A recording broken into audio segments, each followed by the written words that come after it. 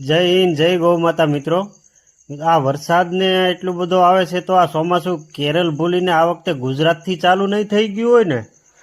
સખત 4-5 દિવસથી એટલો બધો વરસાદ આવે છે અને વરસાદની સાથે એટલો બધો પવન હોય છે કે રોજે મિની વાવાઝોડું આવે છે। ઝાડ તો બધા પડી ગયા અને જે લોકોને બાજરીના ડુંડા જે ખેતરમાં વચોવચ પડ્યા તે તો વાડમાં ગોતે છે તોય પણ મળતા નથી।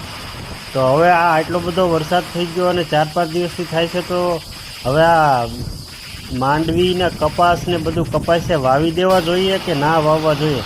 હવે ચોમાસાને કંઈ ઝાઝી વાર ના કહેવાય તો મિત્રો તમારું શું કહેવું છે કે આ અત્યારે એટલો બધો વરસાદ અઠવાડિયેથી થયો છે તો બિયારણ હવે બધું વાવી દેવું છે માંડવી ને કપાસ કે હજી ના વવાય? તમારો અભિપ્રાય શું કહે છે જણાવજો જરા।